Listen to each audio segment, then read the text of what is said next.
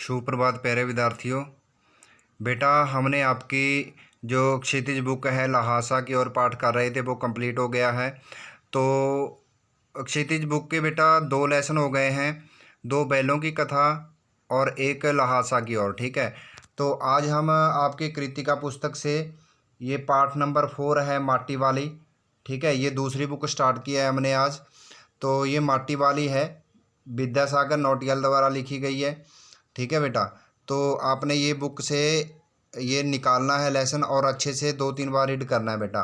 ठीक है, तो माटी वाली क्या है कि माटी वाली एक बूढ़ी औरत है जो कि घर घर माटी पहुंचाती है। उसके सिर पर कनस्तर होता है जिसको पीपा बोलते हैं। लोहे का एक बर्तन होता है, उसमें मिट्टी डालती है और वो घर घर गाँव में मिट्टी पहुंचाती है ताकि लोग उस मिट्टी से अपने चूल्हों की लिपाई पुताई कर सकें। ठीक है बेटा, तो देखो क्या है कि शहर के सेमल का तप्पड़ मोहल्ला है। ठीक है, शहर में एक सेमल का तप्पड़ मोहल्ला है कि और बने आखिरी घर की खोली में पहुंचकर उसने दोनों हाथों की मदद से अपने सिर पर धरा बोझा नीचे उतारा।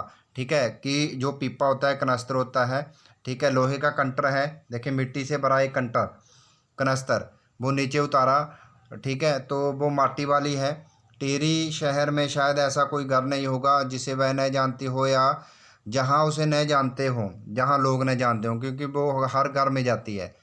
घर के कुछ कुल निवासी वर्षों से वहाँ रहते आ रहे हैं, किराएदार उनके बच्चे तक। ठीक है, घर घर में लाल मिट्टी देते रहने के उस काम को करने वाली वह अकेली है। उसका कोई प्रतिद्वंदी नहीं है, उसका मुकाबला करने वाला कोई नहीं है।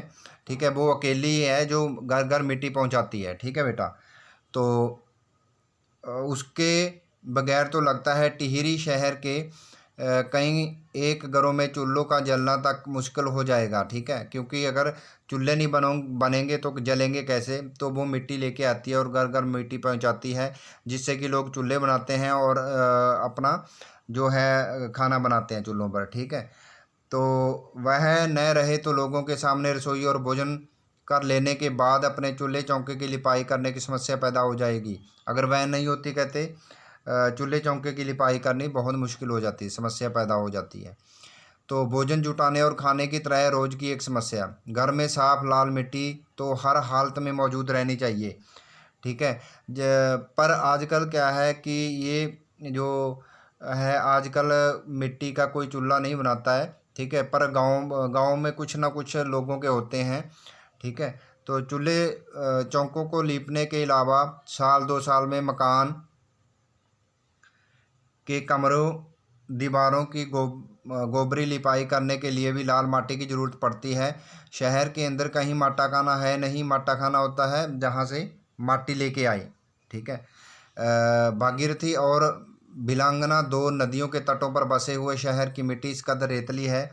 तो जो 2 नदियां हैं उनके तटों की मिट्टी रेतली है। रेतली मिट्टी से चूल्हे नहीं बनते कि उससे चूल्हों की लिपाई का काम नहीं किया जा सकता। आने वाले नए नए किराएदार भी एक बार अपने घर के आंगन में उसे देख लेते हैं और अपने आप माटी वाली के ग्राहक बन जाते हैं। ठीक है, वो भी माटी खरीदनी शुरू कर देते हैं। घर घर जाकर माटी बेचने वाले नाटे कद के एक हरिजन बुढ़िया माटी वाली है। ठीक है, छोटे से कद की है और एक बूढ़ी औरत है जो घर घर माटी पहुंचाती है, गरीब परिवार से संबंध रखती है।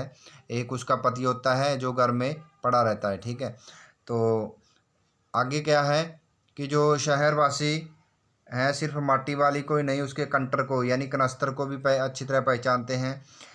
रद्दी कपड़े को मोड़कर बनाए गए एक गोल ढीले ढीले जो उसके ऊपर कनस्तर को रखते हैं। ठीक है, कपड़े का बनाया होता है, के ऊपर लाल चिकनी मिट्टी से चुलबुले भरा कनस्तर टीका रहता है। उसके ऊपर किसी ने भी कभी कोई ढक्कन लगा नहीं देखा। अपने कंटर को इस्तेमाल में लाने से पहले वह उसके ऊपरी ढक्कन को काटकर निकाल देती है।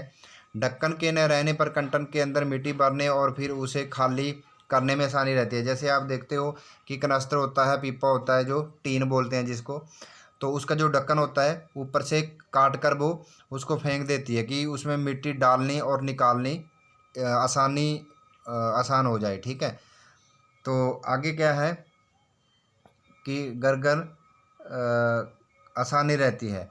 उसके कंटर को ज़मीन पर रखते रखते सामने के घर से 9-10 साल की एक छोटी लड़की कामनी दौड़ती है। कामनी, ठीक है, लड़की का नाम है, और उसके सामने खड़ी हो जाती है।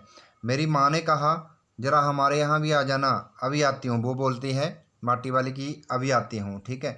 तो घर की मालकिन ने माटी वाली को अपने कंटर की माटी कच्चे आंगन के एक कोने पर उड़ेल देने को कह दिया, भी ये माटी हमारे यहाँ उड़ेल दे। तो वो क्या कहती है कि तू बहुत भाग्यवान है, चाय के टाइम पर आई है, टाइम यानी समय पर हमारे घर। भाग्यवान आई खाते वक्त, और तू भाग्यवान है कि जो खाते वक्त हमारे घर आई है, ठीक है। तो वह अपनी रसोई में गई और 2 रोटियां लेती है। रोटियां उसे सौंप कर वह फिर अपनी रसोई में घुस जाती है, ठीक है।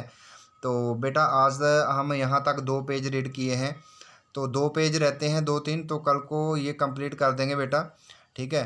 तो थोड़ा सा बता दूं कि ये माटी वाली है जो कि घर घर माटी पहुंचाती है, और एक बूढ़ा आदमी है, उसका पति है जो उसके साथ रहता है, बहुत गरीब है, तो वो घर घर माटी पहुंचा के ही अपना पेट पालती है और अपने पति का, ठीक है।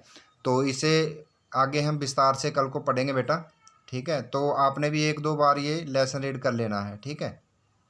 ठीक है बेटा, ओके, थैंक यू।